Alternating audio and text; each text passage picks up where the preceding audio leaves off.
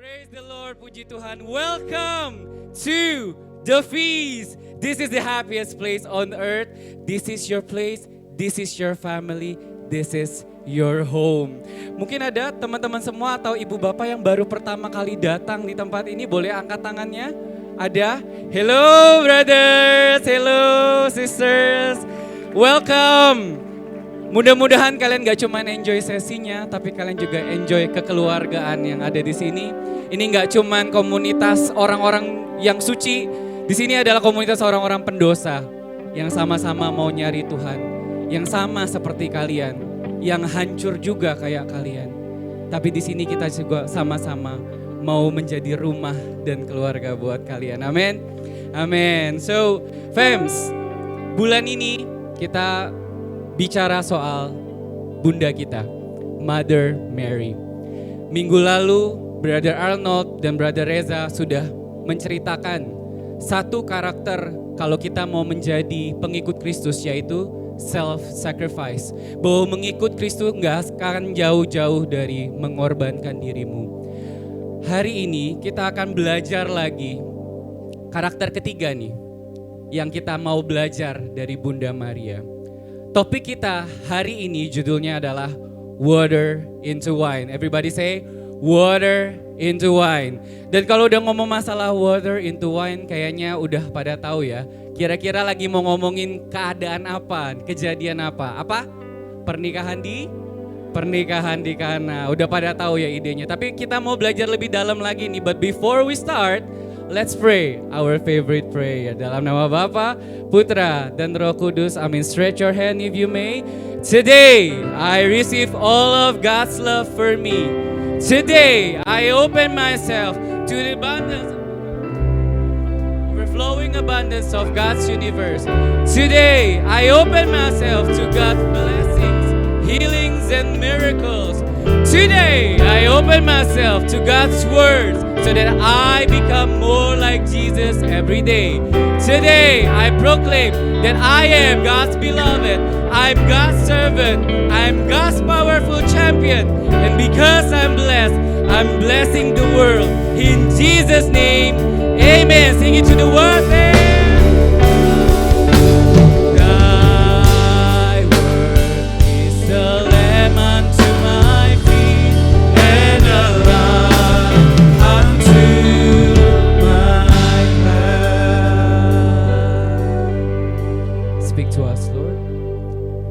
Ayat yang kita ambil untuk membuka topik hari ini diambil dari Injil Yohanes bab 2 ayat 3 sampai 5. Kita baca sama-sama ya, 3, 2, 1. Ketika mereka kekurangan anggur, Ibu Yesus berkata kepadanya, mereka kehabisan anggur. Kata Yesus kepadanya, mau apakah engkau daripadaku, Ibu? Saatku belum tiba.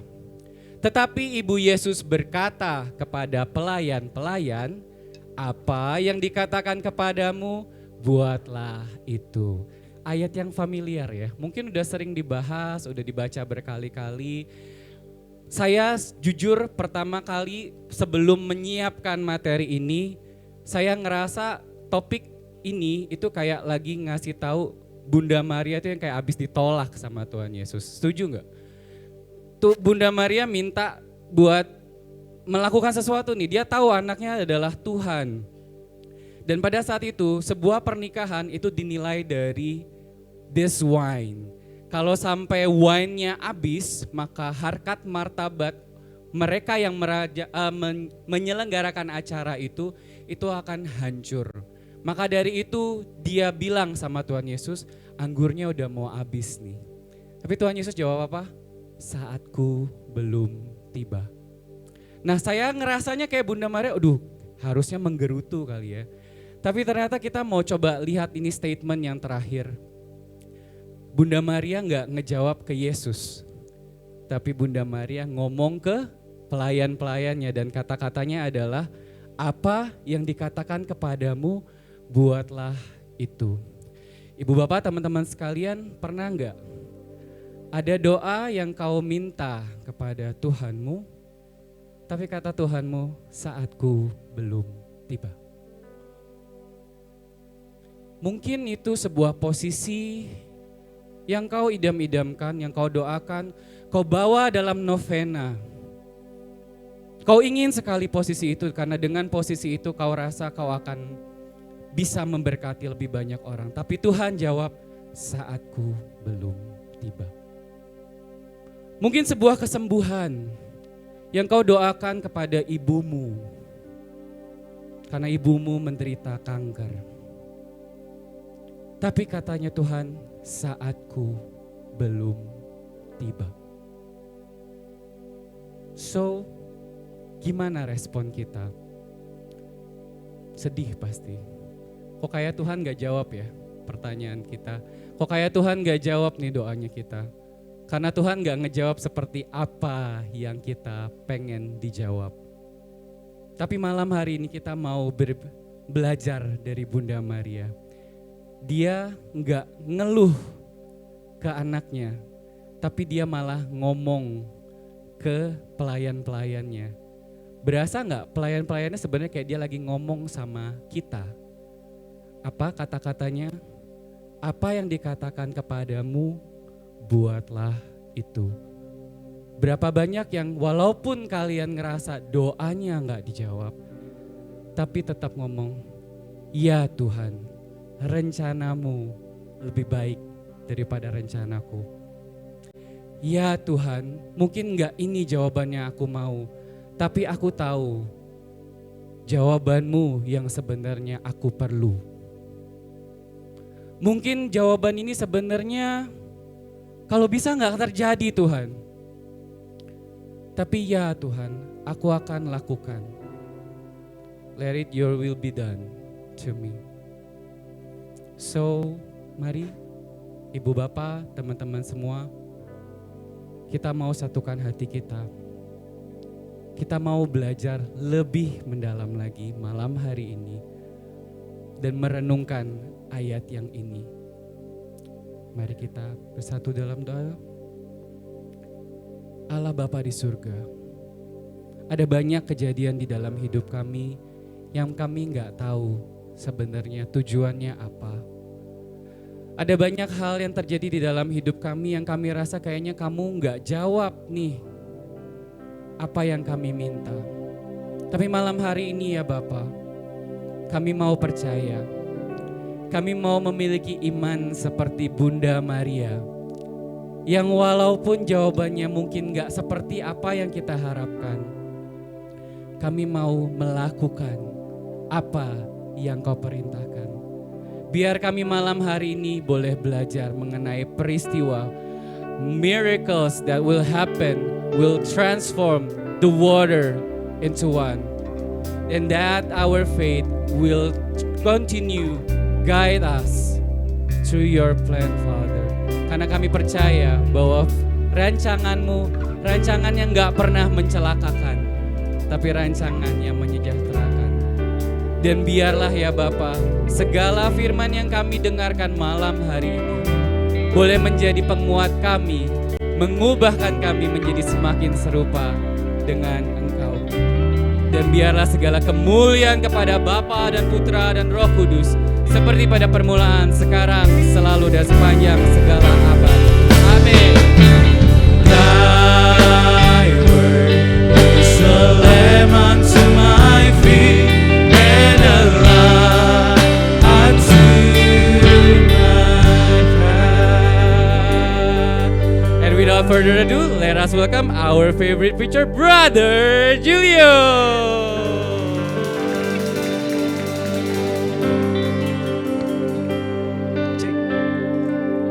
Oke, silakan duduk Bapak Ibu. Oke. Waktu pertama kali saya tahu pembuka opening preachernya adalah Fran, ya. Terus bahasannya adalah water into wine, jadi tentang mujizat. Ya, by the way, Fran ini dokter. Teman-teman yang baru datang, Fran ini dokter. Nah, 3 minggu yang lalu kaki saya sakit.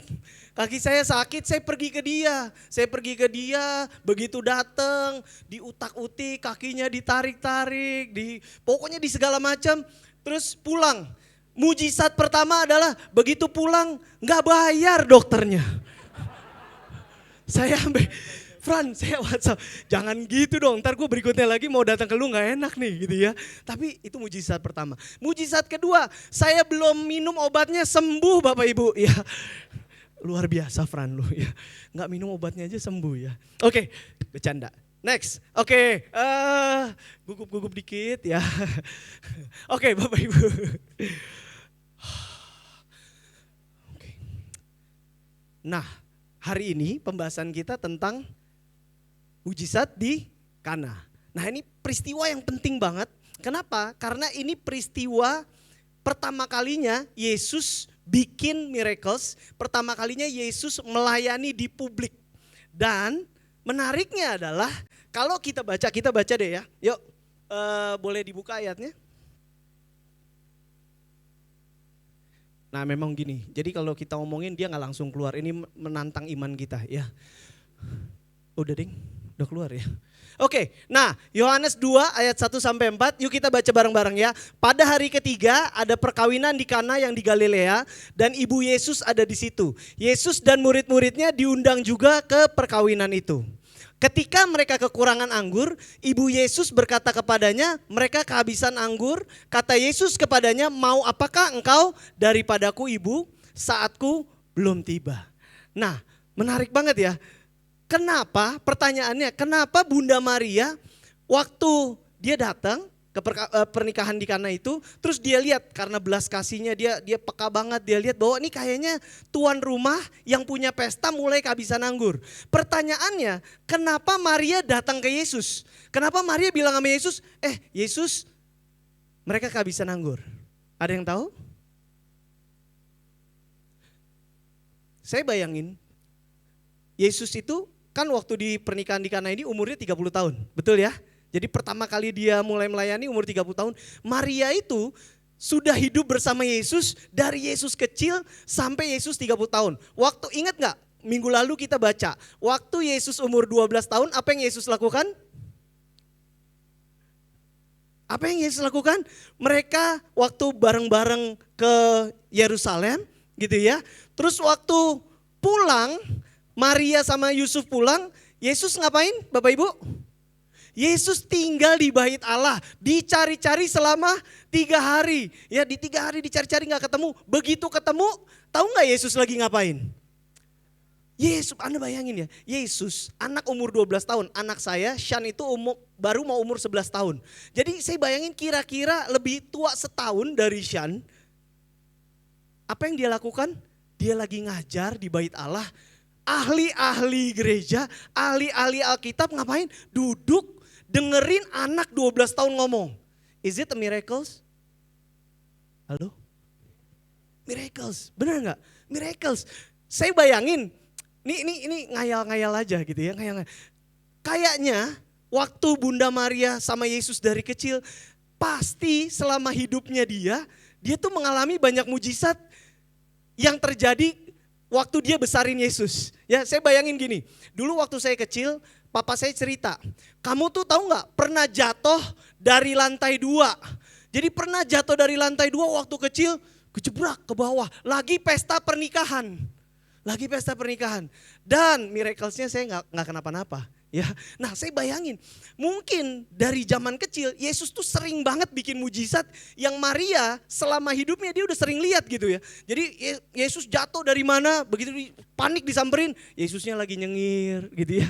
Jadi makanya saya bayangin, kenapa kok aneh, kenapa waktu kehabisan anggur Maria malah ngomong sama Yesus bahwa mereka kehabisan anggur. Karena Maria expect bahwa Yesus bisa bikin mujizat. Did you get it? Ikutin ya. Nah, tapi jawaban Maria apa? Jawaban Yesus apa? Jawaban Yesus, saatku belum tiba. Ya. Saya mau cerita sedikit. Sebelum saya cerita deh gini. Bunda Maria, minggu lalu kita baca. Bunda Maria itu waktu Yesus baru umur 8 hari, yang dilakukan adalah mereka mempersembahkan Yesus ke bait Allah, betul? Ketemu sama Simeon. ketemu sama Simeon, Simeon bilang apa? Simeon bilang bahwa anak ini ditakdirkan akan mengundang perdebatan, akan tanda kutip akan menjadi kontroversi, dan dia bilang pedang yang tajam akan menghunus hatimu. Jadi dari kecil Maria tuh tahu bahwa one day dia akan kehilangan Yesus. One day ini anak memang tidak ditakdirkan untuk bersama-sama dia, tapi punya karya keselamatan yang jauh lebih besar. Nah, jadi saya bayangin dari kecil Maria sama Yesus gitu ya. Saya bayangin Maria tuh pasti udah bergumul puluhan tahun bahwa one day anak gua. Bapak Ibu, ada yang punya anak? Boleh tunjuk tangan yang punya anak? Yang sudah punya anak? Bayangin, kita semua pasti orang tua doanya adalah kalau bisa anak kita umurnya lebih panjang dari kita, benar gak? Gak pernah kebayang bahwa kita sebagai orang tua one day kayak yang dialami Bunda Maria, ngelihat anaknya meninggal di hadapan dia, di pangkuannya dia. Saya mau cerita, saya sering cerita anak saya yang paling gede namanya Sean. Istri saya itu orang Purwokerto. Jadi mungkin 2-3 tahun yang lalu saya tuh pulang kampung sama istri sama anak-anak ke Purwokerto gitu ya. Nah di Purwokerto 2-3 tahun yang lalu itu baru ada satu mall. Gak kayak di Jakarta, mereka tuh baru kenal mall kurang lebih 2-3 tahun yang lalu. Jadi ada satu mall namanya Mall Rita Mall ya, namanya Rita Mall di Purwokerto. Nah mallnya gede. Karena itu satu-satunya mall di kota itu, semua orang kalau hari Minggu, hari Sabtu perginya kemana? Perginya ke mall itu. Jadi crowded banget, bener-bener rame. Dan kalau kita bawa anak kecil rame, biasanya apa yang terjadi? Hilang ya. Saya bawa nih berlima jalan ya, muter-muter. Lagi lihat, bercanda-bercanda, ngomong-ngomong. Begitu lihat kanan kiri, loh si Sean kok gak ada. Saya agak panik ya gitu ya. Lihat karena rame kan, ngelihat ke sana ke sini, ngelihat coba cari, nggak ketemu di sekitaran situ, nggak ketemu. Ada patung robot, kita samperin kali dia mampir di situ ya, nggak ketemu. Setelah 5 menit makin panik nggak? Panik banget, makin panik. Saya itu teriak-teriak, saking paniknya saya teriak-teriak, Sean. Jadi satu mall itu ngeliatin kita, ngeliatin saya lari-lari ke satpam, naik ke lantai 2, lari lagi ke lantai 1, sembari teriak-teriak, Sean. Saya masuk ke kamar mandi. Belum lucu Francis ya. Ini baru mau bagian lucunya ya. Saya masuk ke kamar mandi, saya ngintip di setiap bilik kamar mandi, saya sampai ngintip. Saya tuh apa yang muncul di kepala adalah, waduh nih anaknya beneran diculik nih. Anda tahu gak, saya hampir setengah jam nyari Sean gak ketemu. Ngintipin semua bilik kamar mandi, ada orang. Hari itu, saya kalau inget lagi inget momen itu, saya tuh sampai gini, wah ini beneran gue gak ketemu lagi sama dia nih. Karena biasanya kalau hilang tuh 5 menit ketemu, bener gak? Kalau hilang 5 menit ketemu atau enggak 10 menit mulai ada pengumuman, bener gak? Orang tua dari Sean harap ke information desk gitu ya. Ini udah ditunggu, dicari, sampai ngintip ke kamar mandi gak ketemu. Saya bener-bener panik, saya bener-bener, wah ini bener. Saya bayangin ya, akhirnya ketemu. Anda tahu nggak dia di mana? Dia di dalam ruangan satpam. Di dalam ruangan satpam waktu kita samperin cengar-cengir. Tapi hari itu memberikan saya gambaran. If I lost my child, kalau hari itu saya kehilangan anak saya nggak bisa bayangin rasanya kayak apa. Saya nggak bisa memaafkan diri saya kalau sampai hari itu Sean benar-benar diculik orang. Nah, saya bayangin Bunda Maria, bayangin berpuluh-puluh tahun dari Yesus kecil udah dinubuatin bahwa kamu akan menderita, anak ini akan menderita, kamu akan kehilangan anak ini. Jadi berpuluh-puluh tahun dia bergumul sama hal itu. Dan menariknya, kalau kita baca ini, justru Bunda Maria bilang apa? Bunda Maria datang ke Yesus, dia dorong Yesus untuk doing the miracles. Nah, ini penting kenapa? Karena ini adalah pelayanan publik Yesus yang pertama. So, actually Mother Mary launch Jesus first public ministry. Nah, kalau saya jadi Maria, saya pasti tahan-tahan dia. Kalau saya jadi orang tuanya Yesus, saya pasti tahan-tahan. Kalau bisa nanti deh, ya. Waktu Yesus mau mulai pelayanan, udah nanti dulu. Ya, karena saya tahu begitu Yesus mulai pelayanan, maka saatnya tiba. Maka nggak lama lagi saya akan kehilangan dia. Nah, tapi menarik banget karena hari ini justru Maria dengan kebesaran hatinya, dia yang launch Jesus public ministry. Boleh tepuk kanan kirinya, bilang mari berbesar hati. Nah, hari ini kita akan belajar, kita nggak lama-lama, singkat aja biar teman-teman benar-benar bisa konsentrasi. Kita akan belajar 2 jenis iman. Hari ini kita akan belajar 2 jenis iman. Kita akan melihat dalam kisah ini ada 2 jenis iman yang kita bisa pelajari. Yang pertama, next. Nah, yang pertama saya kasih nama the it will be done faith. Maksudnya apa? Maksudnya gini. Saya ada satu anak LG. Buat teman-teman first timer, LG itu adalah light group, tempat kita ngumpul setiap minggu. Jadi kita bersepuluh, bertujuh ngumpul setiap minggu, present worship, baca Alkitab, cerita-cerita. Nah, ada satu anak LG di LG saya, ya, namanya Ratna. Si Ratna ini, dia itu setiap kali sharing ceritanya gini, gua tuh yakin dalam 2 tahun lagi gua akan punya rumah sendiri. Jadi dia selalu ngomong, dalam 2 tahun lagi gua akan punya rumah sendiri.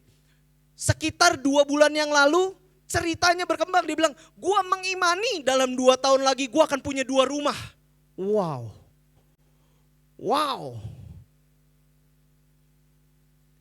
The it will be done faith.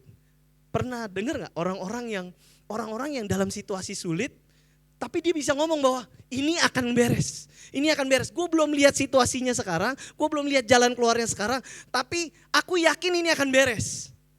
Nah, ini yang Maria lakukan. Next. Tadi Fran udah bilang ya, waktu Yesus bilang, waktuku belum tiba, apa yang Maria lakukan? Maria bilang ke pelayannya, dia bilang, apapun yang dikatakan kepadamu, perbuatlah itu. Maria yakin banget, Maria mengimani bahwa Yesus akan berbuat sesuatu. Bahwa Yesus akan perform a miracles. The it will be done faith. Halo? Tepuk kanan kirinya, bilang, the it will be done faith. Tepuk belakangnya bilang gini. Percaya aja.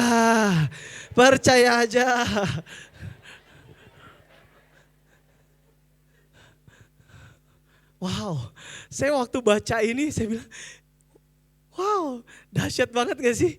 Dahsyat banget gak? Maria bilang, Yesus, mereka kehabisan anggur. Yesus bilang, waktuku belum tiba. Ini Tuhan ngomong waktuku belum tiba.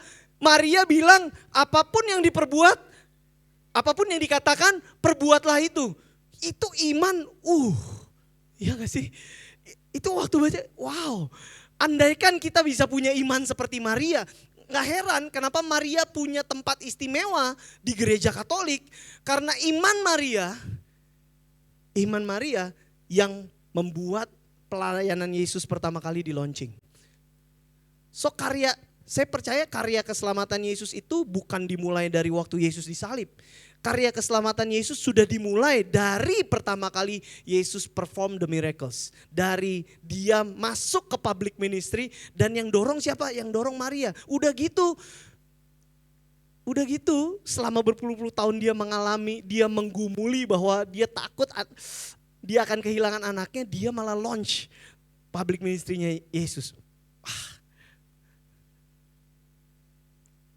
Ikutin ya, apa yang dikatakan kepadamu, perbuatlah itu. Itu yang pertama. Iman yang pertama. Nah, iman yang kedua. Next. Nah, iman yang kedua dalam kisah ini, dalam cerita ini, kita namain the I don't even know faith. The I don't even know faith. Maksudnya gimana? Kalau kita baca, yuk baca lagi, next. Lalu, benar, imannya Maria menjadi kenyataan, betul? Setelah Maria bilang, apapun yang dibilang sama Yesus, perbuat itu. Lalu Yesus beneran ngomong. Lalu kata Yesus kepada mereka, sekarang cedoklah dan bawalah kepada pemimpin pesta. Jadi sebelum ayat ini sebenarnya Yesus bilang, benar kan? Ambil dari tempayan, isi dengan air full. Nah, para pelayan ini apa yang mereka lakukan? Mereka isi, betul? Mereka isi. Nah, kalau kita lihat tempayan itu, jadi ternyata di Yerusalem itu, di zaman itu, tempayan itu adalah tempat buat nyimpen air untuk pembasuhan kaki, buat basuh kaki, buat cuci kaki. Jadi kalau orang baru nyampe dari luar, nyampe rumah, orang Yahudi itu membiasakan diri mereka selalu membasuh kaki. Masuk ke rumah orang juga basuh kaki. Nah, jadi tempayan itu adalah tempat untuk nyimpen air untuk basuh kaki. Nah, bayangin bahwa Maria bilang sama Yesus, mereka kehabisan anggur, lalu dia bilang sama pelayannya, apapun yang diperbuat orang ini, apapun yang dikatakan orang ini, perbuatlah itu. Yang Yesus ngomong adalah isi air di tempayan. Kalau saya jadi pelayan itu, dalam hati bingung, benar gak? Dalam hati bingung, kok kehabisan anggur malah suruh ngisi air di tempat cuci kaki? Tapi apa yang mereka lakukan? Isi. Mereka isi dan Yesus bilang, lalu sekarang cedoklah dan bawalah kepada pemimpin pesta, lalu mereka pun membawanya. Saya bayangin kalau saya hari itu jadi pelayan itu, waktu kita cedok, waktu saya cedok ke gelasnya, itu kan masih air putih, benar nggak? Dan waktu lagi jalan pun masih air putih, betul? Zaman dulu pelayan itu bukan sekedar pelayan. Zaman dulu itu pelayan itu budak. Jadi hidup mereka itu bukan punyanya mereka. Hidup mereka itu punyanya tuannya. Gitu ya. Jadi nggak kayak sekarang. Saya kemarin baru datang asisten rumah tangga. Setelah dalam 2 minggu terakhir 3 kali ganti asisten rumah tangga. Datang pertama lagi bersih-bersih di kosan, jatuh. Luka dijahit, pulang kampung. Pak, kayaknya saya nggak kuat, mau pulang. Baru kerja berapa hari? Ganti dong, ya kan? Ganti. Penyalurnya bilang ganti, oke, dikasih lagi. Begitu datang, kayaknya bagus nih, anaknya rajin, ya. Nah, terus satu kali anak saya mau nginep di tempat papa saya. Nah, di tempat papa saya tuh ada dogi. Ya, jadi mbaknya ini ikut nih nemenin anak-anak saya ke tempat papa saya nginep. Pulang dari tempat papa saya, tiba-tiba penyalurnya WhatsApp istri saya. Bu, kayaknya mbaknya gak mau lanjut. Kenapa? Kan bingung, baru kerja seminggu. Karena ada dogi, gak mau ada dogi. Ditanya, kenapa kamu kok gini? Ya pokoknya gak mau lah ya, gitu ya. Pulang. Jadi dalam 2 minggu kita udah 3 kali kenalan sama mbak. Nah, di zaman dulu, nggak kayak gitu. Yang namanya pelayan itu budak.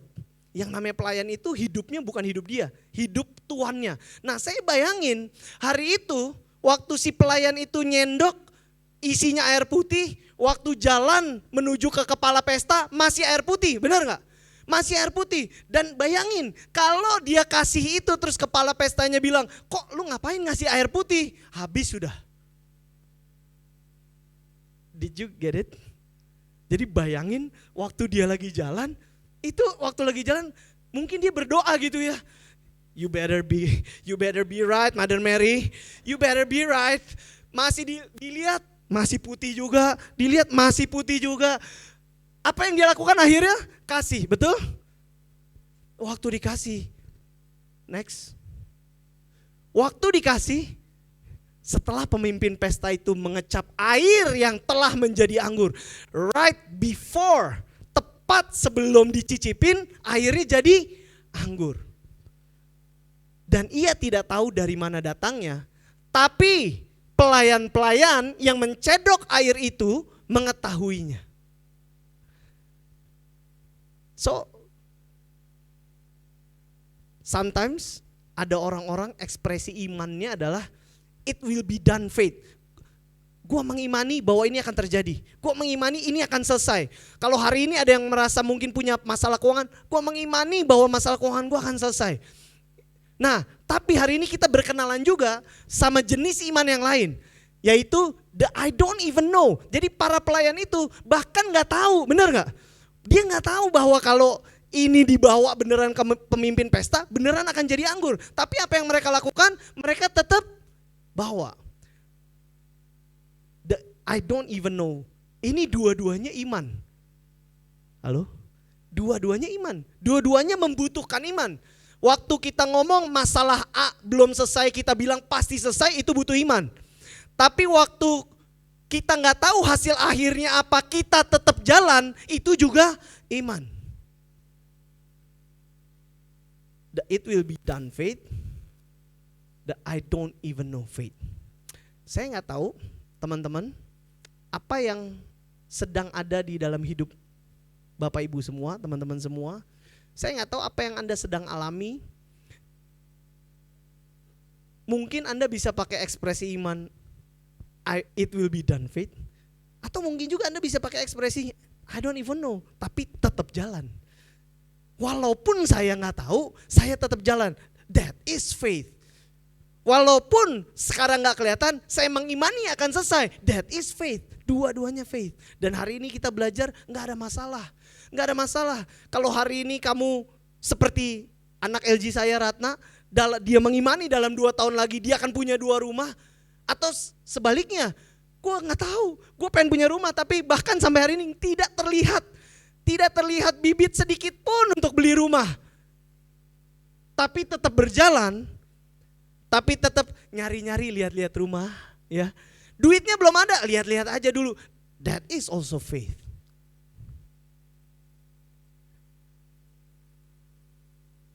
Saya mau undang tim worship untuk naik ke atas. Next. Water into wine. Jadi tema hari ini adalah air jadi anggur. Apa sih sebenarnya air jadi anggur? Basically water into wine adalah nothing become something. Betul? Sesuatu yang free kita bisa dapat dimanapun, jadi sesuatu yang precious. Benar gak?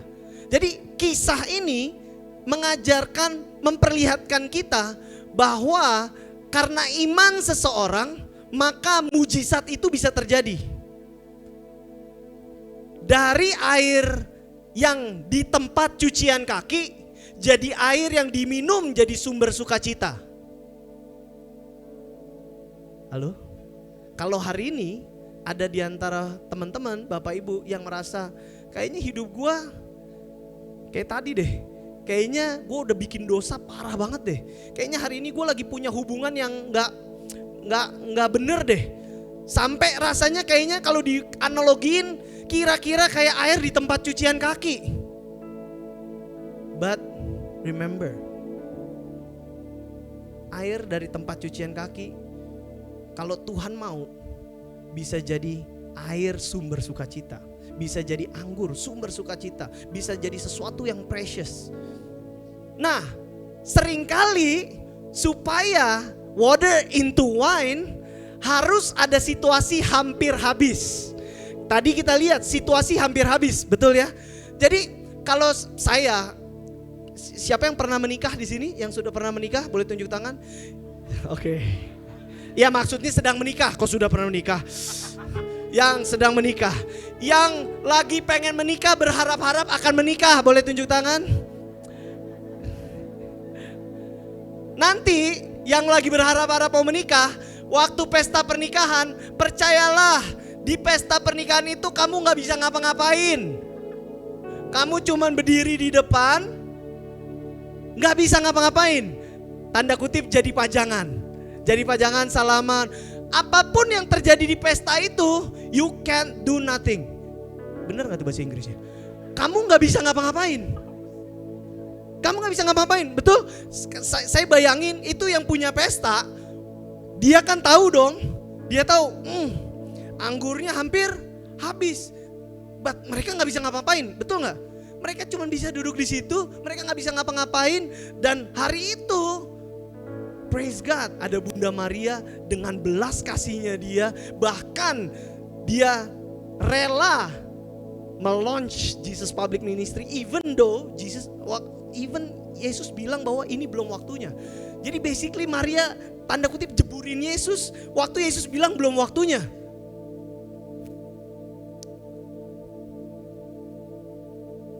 Seringkali kalau Anda ngalamin situasi hampir habis, jangan-jangan itu situasi yang memang dibutuhkan supaya air cucian kaki jadi anggur.